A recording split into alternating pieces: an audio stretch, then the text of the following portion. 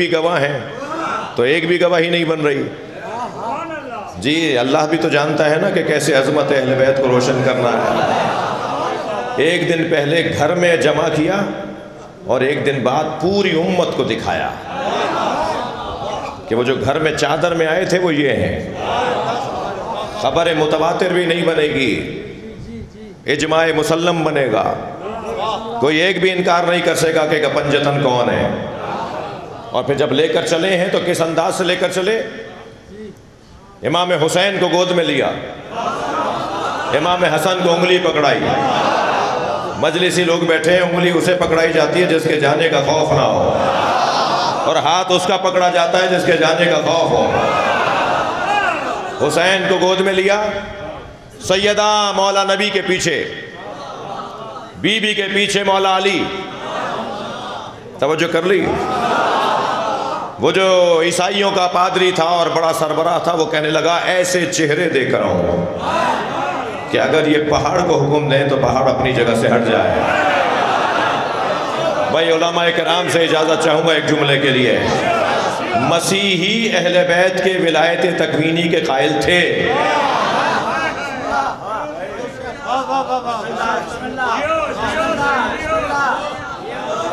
وہ مانتے تھے کہ اگر یہ حکم دیں گے تو ایسا ہو جائے گا. وہ جانتے تھے کہ اگر یہ پہاڑ کو حکم دیں تو پہاڑ اپنی جگہ سے ہٹ جائے. کون سے چہرے دیکھ رہا تھا؟ نبی سے ایک دن پہلے مل چکا, مولا علی سے ایک دن پہلے ملاقات ہو چکی, جناب زہرا کے دیکھنے کا تصور نہیں ہے. پھر یہ کون سے چہرے دیکھ رہا تھا کہ اگر وہ پہاڑ کو حکم دیں تو اپنی جگہ سے ہٹ جائے. ایک حسین ہے, ایک حسن ہے. حسن حسین کے نورانی چہرے ہیں. اب مجھے تسلی دیجئے, اب میری مجلس کا وقت اب شروع ہوا ہے, میرا مضمون اب شروع ہوا ہے. جی اگرچہ کوئی 10 گھنٹے کا سفر کر کے میں آیا ہوں اور آپ بھی یقیناً 2-3 گھنٹے سے تو بیٹھے ہیں, لیکن آپ مجھے سہارا دیں اور میں آپ کو سہارا دوں. اور اس بات کا بھی مجھے احساس ہے کہ کل ورکنگ ڈے ہے, ایسے ہی ہے. تو یہ بھی عہد کریں مولا علی سے کہ آفس وقت پہ جائیں گے. یہ بہانہ نہیں چلے گا کہ شہنشاہ نقوی نے 2.5 گھنٹے خطاب کیا. ہم میں ہمت ہی نہیں رہی کہ نماز فجر کے بعد تو سوئے تھے اور پھر آنکھ ہی نہیں کھلی تو آفس ہی نہیں آئے. تو بھائی میرے اوپر نہیں ڈالیے گا, بات آگے بڑھے.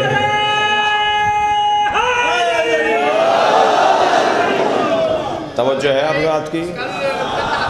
دیکھیے ان دو آپ آئیں گے انشاءاللہ. آپ تو پورے صوبے میں نظر آتے ہیں. ایک صلوات پڑھے محمد و آلہ. توجہ چاہوں گا عزیزان گرامی. دیکھیے آیت کا ترجمہ میں نے نہیں کیا, ترجمہ جلدی ترجمہ کروں گا اور پھر اس میں جو اس وقت کا مضمون ہے اسے انتخاب کروں گا.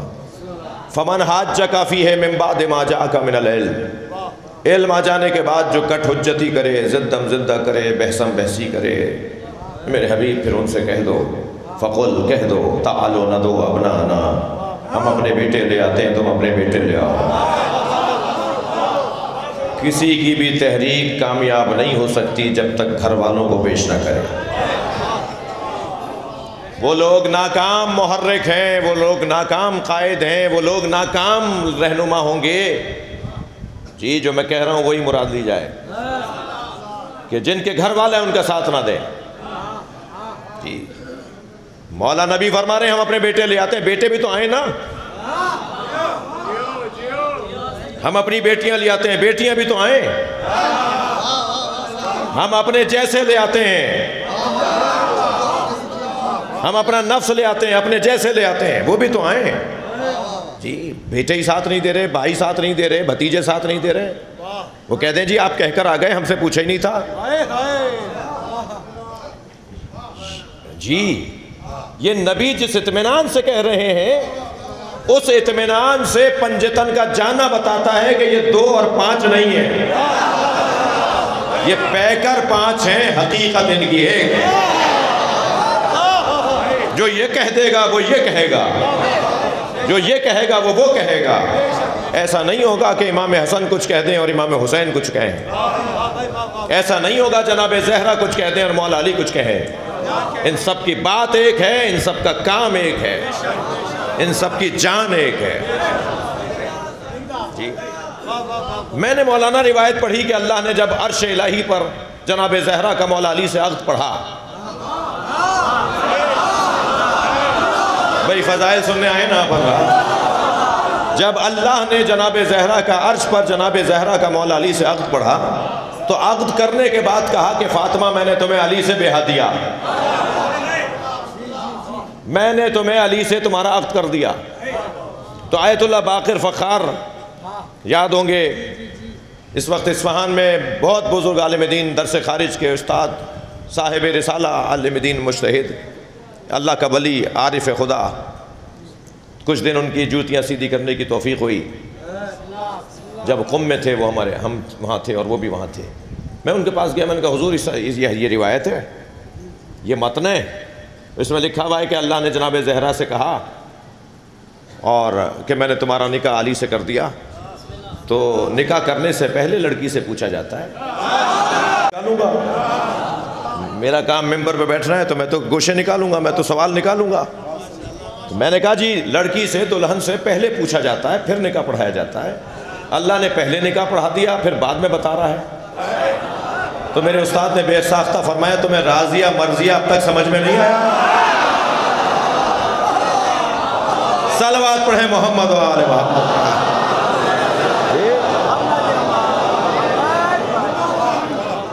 جب ان کا اپنا کچھ ہے ہی نہیں, جو اللہ کہے گا وہ یہی کہیں گے. حضرت امام اعظم ابو حنیفہ کے پاس ایک ان کا شاگرد آیا, اس نے آ کر کہا آج میں جعفر صادق کے درس میں گیا تھا تو وہ کہہ رہے تھے قال رسول اللہ قال رسول اللہ. تو وہ تو رسول اللہ کے زمانے میں دنیا میں نہیں آئے, انہوں نے نہیں کہا کہ ان فلان ان فلان ان فلان ان فلان ان رسول اللہ. انہیں کہنا چاہیے تھا 4 آدمیوں کے واسطے کے بعد کہ رسول اللہ نے فرمایا. وہ تو ڈائریکٹ فرما رہے تھے آج جعفر صادق کہ رسول اللہ نے فرمایا. بھئی تھوڑا سا اگر بات جا رہی ہو تو گردن ہلا دیجیے گا تاکہ مجھے لگے کہ میری بات چلی گئی ہے. کہنے لگا بھائی امام کی جو آمد ہے, امام کا جو زمانہ ہے, رسول اللہ کے زمانے سے امام کے زمانے تک 5 اماموں کا 5 شخصیتوں کا فاصلہ. تو آپ فرماتے تھے نا 4 یا 5 کے نام لے کر کے انہوں نے رسول اللہ سے سنا, انہوں نے ان سے سنا, انہوں نے رسول اللہ سے, یہی طریقہ ہے. مگر میں آج ان کے درس فقہ میں گیا تھا اور انہوں نے فرمایا قال رسول اللہ. تو امام اعظم ابو حنیفہ فرمانے لگے خبردار آئندہ سوچنا بھی نہیں, آئندہ ان کے بارے میں ایسا کچھ سوچنا بھی نہیں. یہ وہ گھرانہ ہے جو یہ بھی کہہ سکتے ہیں کہ اللہ نے فرمایا. صلوات پڑھیں محمد و آل محمد.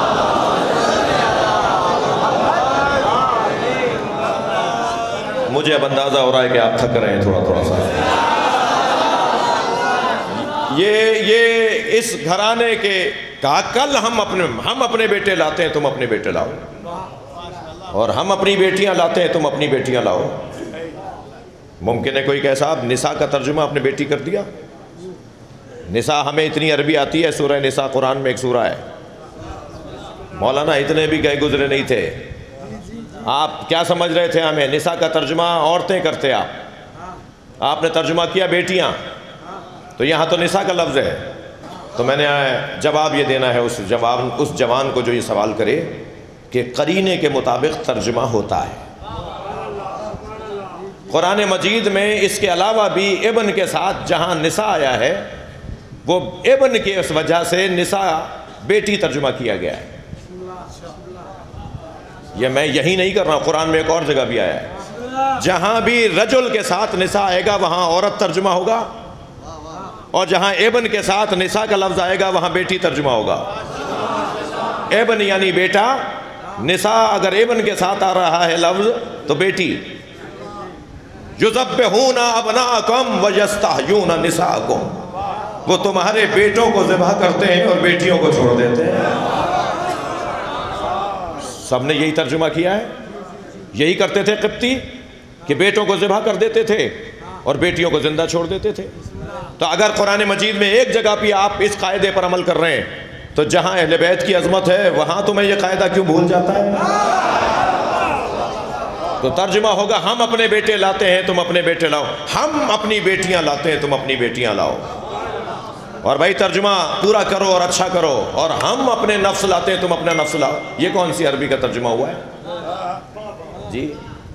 انفسنا کو آپ نے نفسوں کر دیا، اردو میں واو نون غنہ لگا دیا۔ پورا ترجمہ کرو نا، نفس سے کیا مراد ہے؟ ترجمہ ہوگا ہم اپنے جیسے لاتے ہیں تم اپنے جیسا لاؤ۔ میدان مباہلہ میں اگر نبی کسی کو اپنے جیسے کے طور پر لے کے گئے تو اسے علی کہتے ہیں۔ ترجمہ مکمل کر لوں یہاں پر، ثم نبتہل، اور اس کے بعد مباہلہ کریں گے، فنجعل لعنت اللہ علی الکاذبین، اور پھر ہم قرار دیں گے اللہ کی لعنت جھوٹوں پر۔ مباہلہ اور مباہلے میں نبی نے اپنے دو بیٹوں کے طور پر جنہیں پیش کیا ہے وہ حسنین ہیں۔ مولانا ایک جوان میرے پاس پچھلے دنوں ایک آیت لے کر آیا، کہنے لگا مولانا یہ سمجھائیے اس کا کیا مطلب ہے؟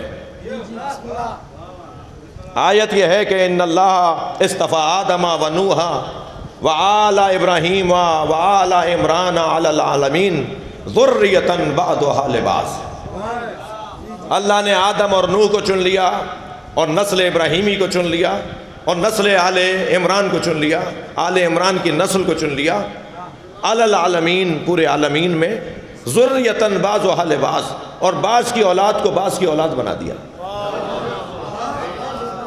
وہ کہنے لگا مولانا یہ کیا مطلب ہے کہ اولاد ان کی ہے اور ان کی بنا دی، اور ان کی ہے اور ان کی بنا دی، اس کا کیا مطلب ہے؟ تو میں نے اسے مولا علی کا وہ دو مصرے سنا دی ہے جو مولا علی نے شام کے حاکم کو لکھے تھے۔ جب اس نے خط لکھا تھا نا کہ میں بھی بڑے باپ کا، آپ بھی بڑے باپ کے، میرا دادا بھی بڑا آپ کا دادا بھی بڑا، تو پھر مولا نے منظوم جواب لکھا تھا۔ اس منظوم جواب میں تھکے تو نہیں ہیں بولے نا، اس منظوم جواب میں مولا نے فرمایا تھا سبقتکم الی الاسلام ترا، تم میں سے کسی کا پتہ نہیں تھا اور میں مسلمان تھا۔ تھوڑا تھوڑا بولیے، مجھے جو تھوڑا تھک رہے ہیں ان کے حوصلے کے لیے آپ بولیے۔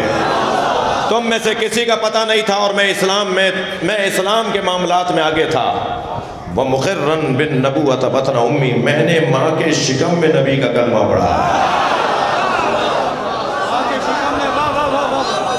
یہ لب و لہجہ علی کے علاوہ کسی اور کا نہیں ہو سکتا۔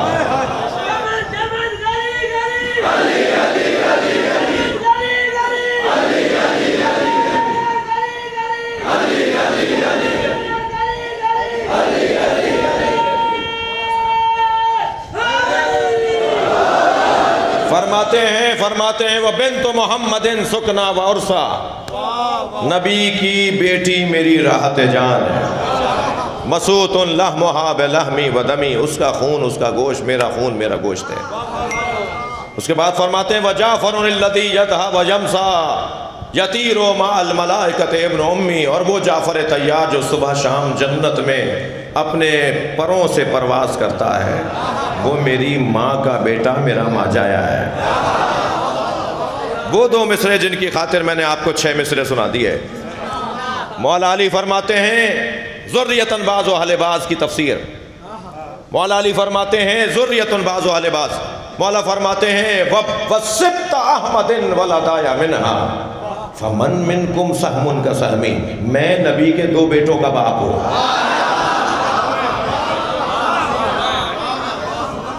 بیٹے علی کے ہیں کہلائیں گے مصطفیٰ کے۔ نبی اپنے ساتھ لے کے گئے اپنے بیٹوں کی جگہ، لہذا حسنین نبی کے 2 بیٹے۔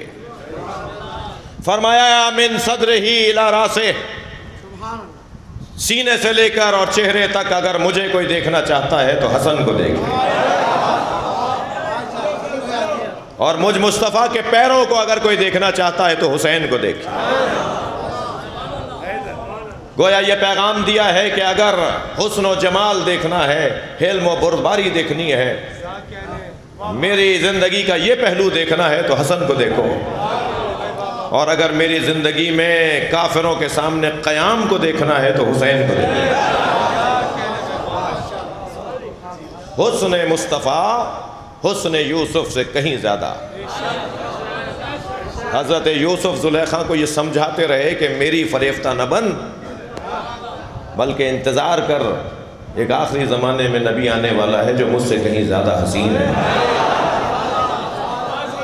وہ نبی مکرم، وہ سرکار جن کا حسن اس درجے پر، ان کا اگر کوئی شبیہ ہے، توجہ ہے، اگر ان کا کوئی مثال ہے تو وہ امام حسن کا وجود ہے۔ امام حسن مجتبیٰ کے چہرے کو دیکھ کر لوگوں کو نبی یاد آتے تھے۔ مسجد سے نکل رہے ہیں، نبی کی رحلت ہوئے ہوئے کچھ ہی دن گزرے ہیں، حضرت عمر نے ایسے پیچھے سے دونوں ہاتھ پکڑ کے کاندھے پر بٹھا لیا امام حسن کو۔ امام جھک کر دیکھنے لگے کہ کون سے چچا ہیں جنہوں نے گود میں اٹھایا ہوا ہے۔ جی مولا علی دیکھ کر مسکرا رہے تھے کہ صحابی محترم نے آواز دے کر کہا، یا عمر آپ نے حسن کو کاندھوں پر اٹھا لیا؟ فرمایا یہ شبیہ مصطفیٰ ہے، میں شبیہ مصطفیٰ کو کاندھوں پہ اٹھا رہا ہوں۔ یہ اہل سنت کی روایت سنا رہا ہوں آپ کو، میں شبیہ مصطفیٰ کو کاندھوں پہ اٹھا رہا ہوں۔ کم سے کم حضرت عمر نے یہ بھی طے کر دیا کہ شبیہوں کو کاندھوں پہ اٹھایا جاتا ہے۔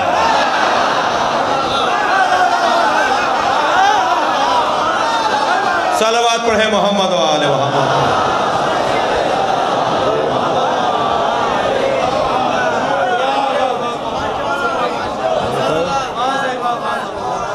امام حسن مجتبیٰ شبیہ مصطفیٰ، فرمایا ان کانا حلم و شخصا، اگر حلم شخص اور شخصیت اور وجود بن کر سامنے آ جائے، لکان الحسن، تو وہ حسن ہوگا۔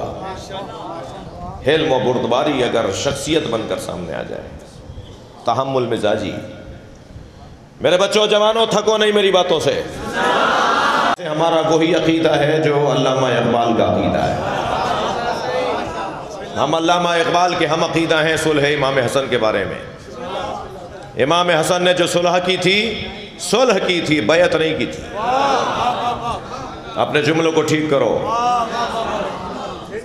یہ جو خلیفتہ بلا فصل کو کہتے ہیں کہ یہ تاریخ کا انکار کرتے ہیں شیعہ صبح شام، میں انہیں کچھ جملہ کہنا چاہتا ہوں۔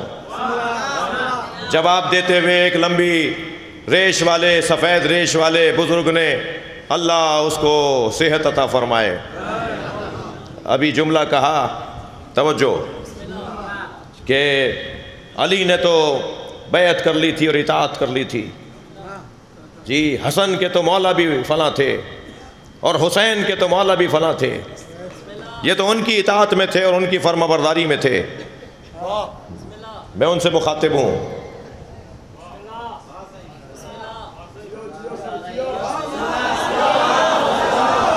دو دلیلیں دوں گا، میرے ذہن میں 4-5 آ رہی تھی مگر آپ ابھی تھوڑا ٹھک رہے ہیں۔ جی مولا علی کسی کی اطاعت میں نہیں تھے، جی مدارا اور ہے، مصلحت اور ہے، جس پر ہم بھی کار فرمائیں علی کی اطاعت میں، ہم بھی کار فرمائیں۔ فقہاء امامیہ کا فتویٰ ہے کہ مقدسات اہل سنت کی توہین کرنا حرام ہے،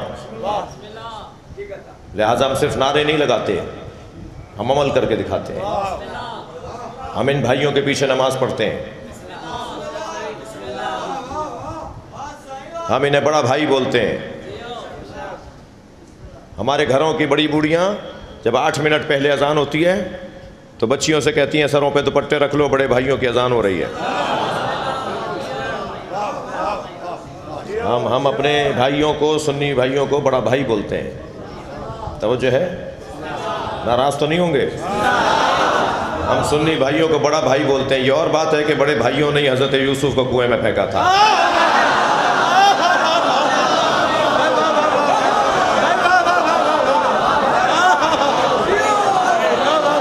صلوات پڑھنے ذرا محمد و آل محمد۔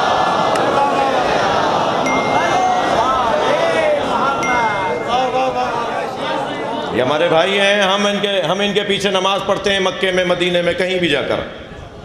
میں تو ایئرپورٹوں پر اور جگہ جگہ جہاں میرے لیے ممکن ہوتا ہے، اسی حلیے میں رہتا ہوں، آپ کو نوکر، میں آپ کو نوکر ہوں۔ 20 سال پہلے جو ہمارا مزاج تھا آج بھی وہی ہے۔ چھوٹے بچے سے جھک کر بات کرتے ہیں، سفید بالوں والوں کا احترام کرتے ہیں، علماء کرام کا احترام کرتا ہوں، ملنگوں سے تو پیار کرتا ہوں۔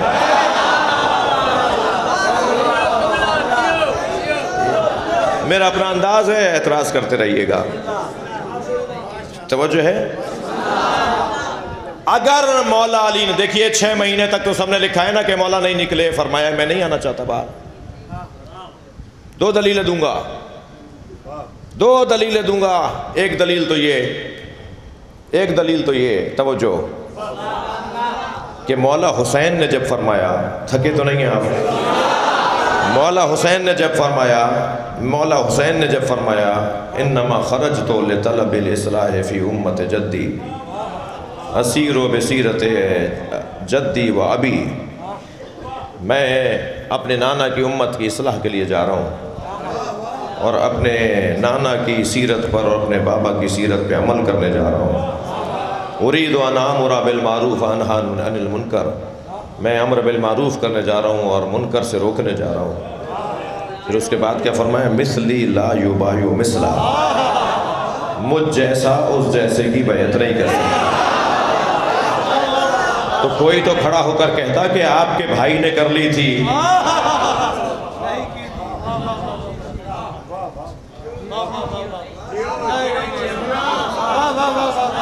توجہ ہے؟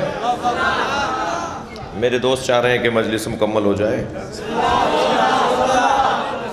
کوئی تو بڑھ کر کہتا نا کہ آپ کے بھائی نے کر لی تھی، آپ بھی کر لیں، آپ کے بابا نے کر لی تھی، آپ بھی کر لیں۔ توجہ ہے؟ بیعت نہیں تھی۔ ہمارا دوسری دلیل، ہمارا عقیدہ وہی ہے جو علامہ اقبال کا ہے۔ علامہ اقبال کا کیا عقیدہ ہے؟ فرماتے ہیں آن یکے شمع شبستان حرم، وہ زہرا کے بچوں میں ایک کہ جو حرم الہی کی شمع ہے۔ بھائی توجہ بڑھائیے۔ آن یکے شمع شبستان حرم، سیدہ کے بچوں میں وہ بچہ جو حرم الہی کی شمع ہے۔ آن یکے شمع شبستان حرم، حافظ جمیعت خیر الامم، جس نے خیر امت مصطفیٰ کو مرنے سے بچایا۔ مٹ جاتی امت مصطفیٰ اگر حسن مجتبیٰ قلم کو ہاتھ میں نہ لیتے۔ حافظ جمیعت خیر الامم، تا نشیند آتش پیکاروں کی، کسی طرح جنگ کی آگ ٹھنڈی پڑ جائے بس اور بس۔ تا نشیند آتش پیکاروں کی، پشت پازرد برسر تاج و نگی۔ حسن مجتبیٰ نے تخت و تاج کو لات ماری تھی، بیعت نہیں کی تھی۔ صلوات پڑھیں محمد و آل محمد۔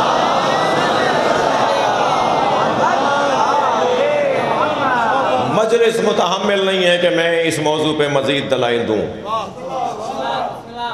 یہ موضوع مدرسے کا موضوع ہے جی، بدہضمی کا خوف ہے، آپ کے نہیں، معاف کیجئے گا جی، کہیں اور بات جائے گی، ویسے ہی مجھے ڈھونڈ رہے ہیں اور میں تو انہیں کہہ رہا ہوں کہ میں تو پورے پاکستان میں ہوں الحمدللہ، مولا علی کے ادنا ترین نوکروں کے بھی نوکروں کا بھی نوکر، حضرت قمبر کے جوتیوں، حضرت قمبر کی جوتیوں سے اڑنے والی خاک کا ذرہ۔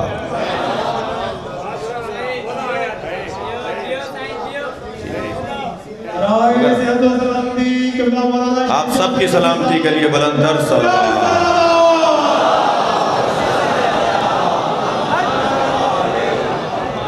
تو بہت ساری یہ بحث تھوڑی سنگین ہے اور بہرحال ایک اشارتاً بیان ہو گئی اور بات کسی اور موقع پہ بہتر انداز سے ہو۔ آج جدید نظام تعلیم آخری فضیلت کا نقرہ ہے۔ آج جدید نظام تعلیم والے کہتے ہیں کہ کل کا بچہ اسکول جاتا تھا تو روتا پیٹتا جاتا تھا، آج کا بچہ اسکول نہ جائے تو روتا ہے۔ یہ بچہ بدلا ہے یا اسکول بدلا ہے؟ کل ہمیں یا ہم سے بڑوں کو جب اسکول لے جاتے تھے دوات تختی ہاتھ میں لے کر، بستہ ہاتھ میں لے کر، تو روتے پیٹتے جاتے تھے۔ تو آج کا بچہ اگر اسکول نہ جائے تو روتا ہے۔ تو کیا بدلا ہے؟ اسکول بدلا ہے یا بچہ بدلا ہے؟ بچہ نہیں بدلا، اسکول بدلا ہے جی۔ آج کے اسکولوں میں کھیلنے کی چیزیں ہیں، اور کھیلنے کی چیزوں میں اس کی تعلیم کو رکھ دیا ہے۔ مثلا الف کا کارٹون بنا دیا، بے کی ایک ماڈل بنا دیا، پے کا ایک ماڈل بنا دیا، اور بگڑے ہوئے ماڈلوں کو سارا ٹوکری میں ڈال دیا، ایک ساتھ سب کو ڈال دیا، اور سامنے چارٹ کے اوپر وہ ترتیب سے لکھ دیے، الف بے پے تے، چارٹ کے اوپر ترتیب سے لکھ دیے، اور بچے سے کہا اس میں سے ڈھونڈ ڈھونڈ کے اس کے مطابق یہاں جوڑتے رہو۔ بچہ سمجھ رہا ہے میں کھیل رہا ہوں، جبکہ اس کے ساتھ دھوکہ ہو رہا ہے، اسے کھیل کھیل میں پڑھایا جا رہا ہے، اور وہ گھر آ کر اپنے کھیل کے داستانیں سناتا ہے، جبکہ پوری الف بے سنا دیتا ہے۔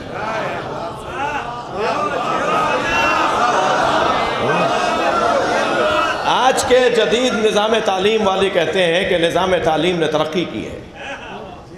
میں کہتا ہوں کہ جدید نظام تعلیم کی بات نہ کرو، تعلیم کی ترقی کی بات نہ کرو، یہ مزاج اللہ نے پہلے سے ہی رکھا ہے۔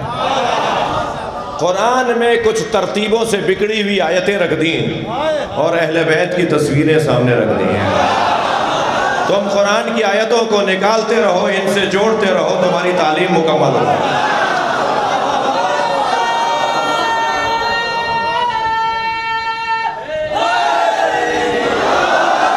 صلوات پڑھیں محمد و آل محمد۔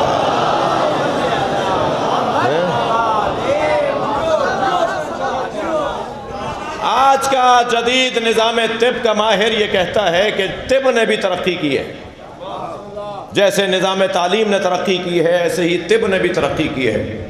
کیا کیا ہے طب نے؟ پہلے تشخیص مرض کا ڈاکٹر اور علاج مرض کا ڈاکٹر ایک ہی ہوتا تھا، وہی نبض پکڑتا تھا، وہی دوائی دیتا تھا، وہی طے کرتا تھا کہ اسے بیماری کیا ہے، اور وہی ڈاکٹر دوا بھی دیتا تھا۔ آج کہنے لگے کہ نظام طب جو ہے، میڈیکل کا نظام ترقی کر گیا ہے، تشخیص مرض کا ڈاکٹر علیحدہ ہے اور علاج مرض کا ڈاکٹر علیحدہ ہے۔ ڈاکٹر ٹیسٹ لکھے گا کہ جاؤ فلاں جگہ لیبارٹری میں جا کے ٹیسٹ کرواؤ، اور سارے ٹیسٹ جب آ جائیں گے تو پھر جواب دے سکوں گا کہ تمہیں دوا کیا دینی چاہیے۔ یعنی ایک ڈاکٹر بتائے گا کہ باڈی میں کیا غیر متوازن چیزیں ہیں اور کیا متوازن چیزیں ہیں، کون سی رطوبت بڑھی ہوئی ہے اور کون سی رطوبت کم ہو گئی ہے۔ تشخیص مرض کا ڈاکٹر بتائے گا کہ مرض کیا ہے، اور پھر علاج مرض والا ڈاکٹر بتائے گا کہ دوا کیا ہے، اور کہنے لگے جدید نظام طب کا یہی تو انداز ہے۔ میں کہوں گا نہیں، یہ جدید نظام طب تمہارا کارنامہ نہیں ہے۔ اللہ نے ہمیں دو طبیب عطا کیے ہیں، جس میں ایک کا نام حسن، ایک کا حسین ہے۔ ایک طبیب نے معاشرے کی بیماری کی تشخیص دی، اور ایک طبیب نے معاشرے کی اس بیماری کا علاج کیا۔ امام حسن نے صلح کر کے تشخیص مرض کیا، اور حسین مولا نے کربلا بسا کر علاج مرض کیا۔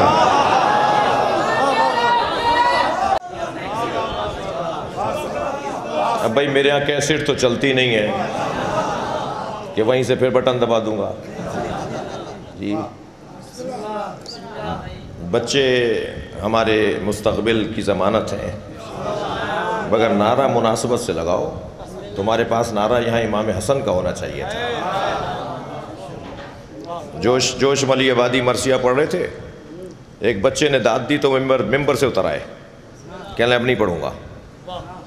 دو تین بند پڑھے انہوں نے، اور ایک بچے نے کہا سبحان اللہ سبحان اللہ، تو وہ ممبر سے اتر۔ کہنے لگا اگر بچہ میری بات کو سمجھ رہا ہے تو مجھے اور محنت کرنی چاہیے۔ صلوات پڑھ لیں ذرا محمد و آل محمد۔ صلوات پڑھیں محمد و آل محمد۔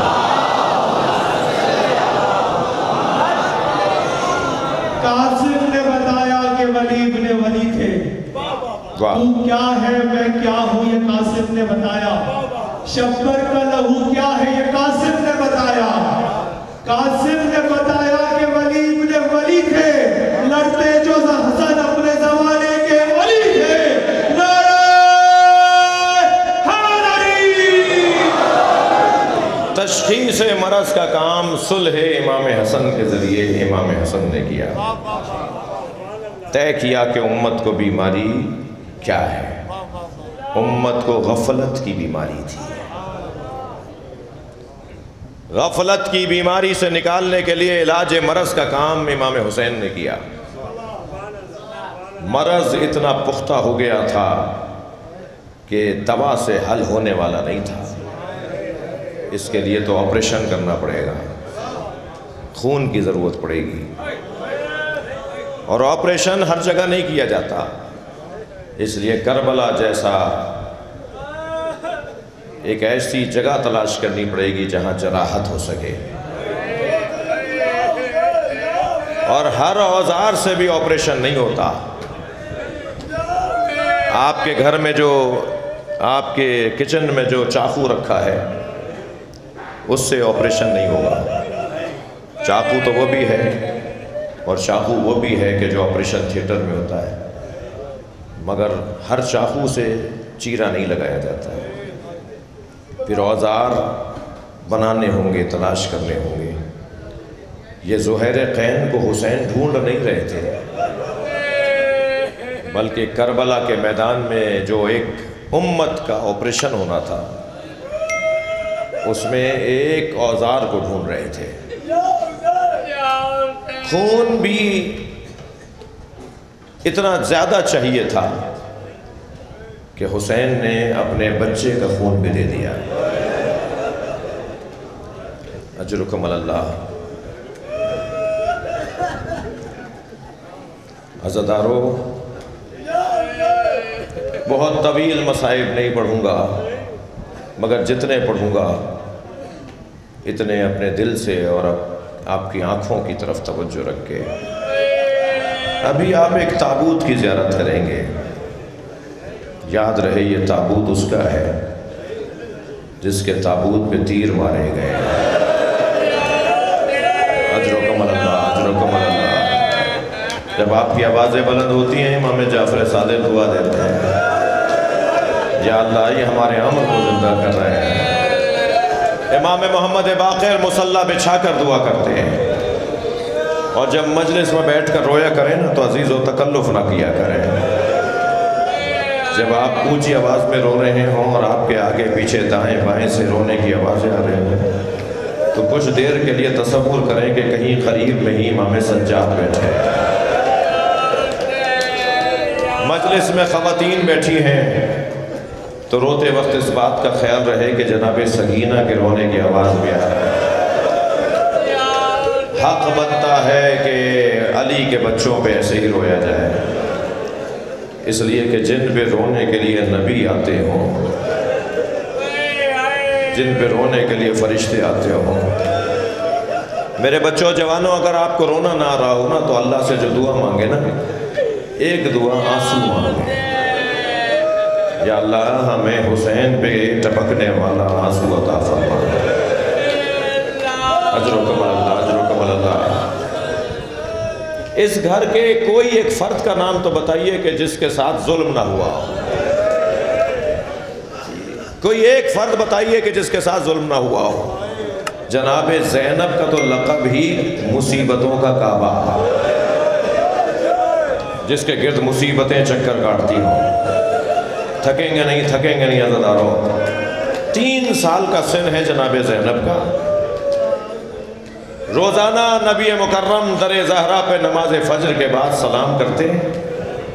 ایک دن ایسے ہی سلام کر رہے تھے کہ دروازہ کھلا، سامنے جناب زینب کو دیکھا۔ جتنا پیار حسین سے ہے نا نبی کو، اتنا ہی پیار زینب سے بھی ہے۔ آگے بڑھ کر پیشانی کا بوسہ دیا، فرمایا زینب تم دروازے پر کیوں آئی ہو؟ فرمایا نانا میں نے رات کو خواب دیکھا ہے۔ اماں زہرا کہتی ہیں کہ نانا سے تعبیر پوچھو۔ نانا میں نے خواب دیکھا ہے کہ صحرا میں تنہا ہوں۔ اجرکم اللہ، اجرکم اللہ۔ نانا میں نے دیکھا ہے کہ میں ایک بیابان میں تنہا ہوں اور تیز آندھی چل رہی ہے۔ آندھی اتنی تیز ہے کہ میرے پیر زمین سے اکھڑ رہے ہیں۔ نانا میں نے ایک درخت کا سہارا لیا، مگر کچھ دیر بعد ایک ہوا کا جھونکا آیا اور وہ درخت زمین سے اکھڑ گیا۔ نانا میں نے دوسرے درخت کا سہارا لیا، مگر ہوا کے جھونکے سے دوسرا درخت بھی زمین سے اکھڑ گیا۔ نانا پھر میں نے تیسرے درخت کا سہارا لیا، مگر نانا وہ درخت بھی زمین سے اکھڑ گیا۔ سنیں گے عزادارو، جناب زینب روتے ہوئے فرماتی ہیں نانا اگر خواب یہاں مکمل ہو گیا ہوتا تو میں آپ کو زحمت نہ دیتی، اب دور دور تک کوئی درخت نہیں تھا، نانا کوئی سہارا مجھے بیابان میں نظر نہیں آیا۔ آندھی تیز چل رہی تھی، ہوا کے جھونکے بڑے تیز تھے، نانا اچانک میرے سر سے چادر اتر گئی۔ اجر و کمال اللہ، اجر و کمال اللہ۔ نبی کی آنکھوں میں آنسو آ گئے، فرمایا زینب تمہارے 3 سہارے ہیں، تمہارا بابا علی تمہارا سہارا، تمہارا بھائی حسن تمہارا سہارا، تمہارا بھائی حسین تمہارا سہارا۔ ایک ایسا بیابان بھی آئے گا جب تمہارے تینوں سہارے چھن چکے ہوں گے، اور اے میری بچی تمہارے سر سے چادر اتر جائے گی۔ اجر و کمال اللہ۔ سلام بھیجئے ثانیہ زہرا پر، اس بی بی نے کیا کیا مصیبتیں نہیں دیکھیں۔ نانا کا جنازہ دیکھا، اماں کو نانا کے جنازے پہ روتے ہوئے دیکھا، اور ایسا منظر بھی دیکھا کہ جب ماں بیت الاحزان میں رونے کے لیے جاتی تھی تو مدینے والے کہتے تھے کہ فاطمہ سے کہیے یا رات میں رویا کرے یا دن میں رویا کرے، تھکے نہیں عزاداروں مجھے کچھ منزلوں سے گزرنا ہے۔ اس بی بی نے یہ بھی دیکھا کہ کچھ ہی دن کے بعد ماں زہرا پہ جلتا ہوا دروازہ گرا۔ عزاداروں بہت مشکل ہے کہ بچوں کے سامنے اگر ان کی ماں کو مارا جائے۔ میرے ایک ملنے والے مجھ سے کہہ رہے تھے کہ ان کی زوجہ سے جھگڑا چل رہا تھا، اختلاف چل رہا تھا۔ ایک دن غصے میں آ کر کہنے لگے میں نے اپنی زوجہ کو تماچا مار دیا۔ 3 دن کے بعد مجھے احساس ہوا کہ مجھے نہیں مارنا چاہیے تھا، مجھے معافی مانگنی چاہیے۔ وہ کہتے ہیں جب میں اپنی زوجہ کے پاس گیا کہ مجھے معاف کر دو میں نے تمہیں مارا، تو میری زوجہ مجھ سے کہنے لگی آئندہ کبھی ایسا ہو آپ غصے پہ قابو نہ پا رہے ہوں، آپ کا ہاتھ اٹھ رہا ہو تو اتنا ضرور خیال کیجئے گا میرے بچوں کے سامنے نہ ماریے۔ جب آپ مجھے مار رہے تھے میری بیٹی دیکھ رہی تھی، اور وہ 3 دن سے بخار میں ہے، اور بار بار ایک ہی بات کرتی ہے اماں آپ کو بابا نے مارا۔ اجر و کمال اللہ، اجر و کمال اللہ۔ اس 3-3.5 سال کی بچی نے اپنی ماں پر اٹھتا ہوا ہاتھ دیکھا، جلتا ہوا دروازہ دیکھا، اپنا شہید نوزاد بھائی دیکھا۔ اجر و کمال اللہ، اجر و کمال اللہ، اجر و کمال اللہ۔ مجلس بڑی نورانی ہے، جب ایسے گریہ کی آوازیں بلند ہونا تو امام زمانہ کو بھی مجلس میں بلایا کریں۔ مولا ایک نگاہ لاڑکانہ کی اس کھچی امام بارگاہ میں بیٹھے ہوئے عزاداروں پر ہو جائے۔ مولا آئیے آپ کے جد حسن مصطفیٰ کا پرسہ لیجئے۔ اس 3-3.5 سالہ بچی نے ماں کے ساتھ جو ہوا وہ دیکھا۔ عزاداروں پھر کچھ مدت کے بعد بابا کا جنازہ دیکھا۔ میں نے جلدی کہہ دیا بابا کا جنازہ نہیں دیکھا، کھلا ہوا سر دیکھا۔ علی سارے رستے بیٹوں سے کہتے رہے بیٹا رو نہیں۔ امام حسن کو دیکھا کہ آنکھوں میں آنسو ہیں، جب مسجد کوفہ سے علی کو لے جا رہے تھے گھر کی طرف، دیکھا حسن کی آنکھوں میں آنسو ہیں، بیٹا رو نہیں۔ جیسے امام حسین پر نگاہ گئی تو آنکھوں سے آنسو ٹپک رہے تھے، فرمایا بیٹا حسین تمہارا رونا تو تمہارے نانا کو بھی گوارا نہیں تھا۔ پھر جیسے ہی حضرت عباس پر نگاہ گئی کہ رو رہے ہیں، فرمایا عباس خبردار دیکھو کتنے چاہنے والے آئے ہوئے ہیں۔ سنیں گے عزادارو، سارے رستے جو علی بیٹوں کو کہتا رہا نا کہ حسن رو نہیں، حسین گریہ نہیں کرو، عباس گریہ نہیں کرو، جیسے ہی گھر میں داخل ہوئے زینب کو آتے ہوئے دیکھا تو علی خود رونے لگے۔ علی زینب کو دیکھ دیکھ کے روئے۔ زینب نے بابا کے سینے پہ سر رکھ دیا۔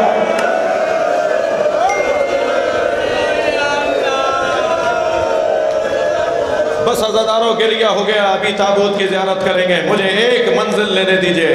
اللہ نے کائنات بنائی، پنجتن کی وجہ سے ہم رزق لے رہے ہیں، پنجتن کی وجہ سے یہ ساری کائنات آج زندہ ہے۔ پنجتن کے 5 جنازوں کا حال سناؤں؟ नबी के जनाजे में 11 लोग।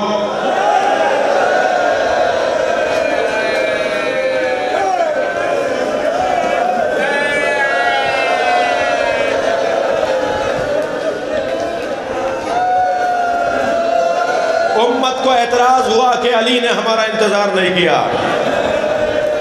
मौला ने फरमाया मैं अहले बैत हूँ, मेरे ऊपर जिम्मेदारी थी कि तजहीज़ और तकफीन करूँ, मैं पाबंद नहीं था कि किसी का इंतज़ार करूँ। मेरे मौला नबी के जनाजे में 11 लोग। बाद में उम्मत एतराज़ करती रही, हमें अहले बैत ने जनाजे में नहीं बुलाया। इस घर में 75 या 95 दिन बाद ज़हरा का जनाजा। सुनेंगे, कोई कहता है 6 लोग थे, कोई कहता है 7 लोग थे। नबी की इतनी अजीम बेटी के जनाजे में उम्मत को फिर एतराज हुआ कि अहले बैत ने हमें जनाजे में नहीं बुलाया। रात की तारीकी में ज़हरा को दफना दिया। इस घर में तीसरा जनाजा अली का है। आज अली के बेटे के नाम पे हजारों लोग जमा हैं। आज अली मौला के नाम पे करोड़ों लोग जमा हैं। सुनेंगे, सुन्नी भाई कहते हैं 2 लोगों ने जनाजा उठाया। आगे से जनाजा खुद उठा, पीछे से हसनैन ने उठाया। अल्लाह रे गुरबत, अली के जनाजे में 2 लोगों ने अली का जनाजा उठाया। फिर उम्मत को एतराज हुआ कि अहले बैत ने हमें अपने घर के जनाजे में नहीं बुलाया।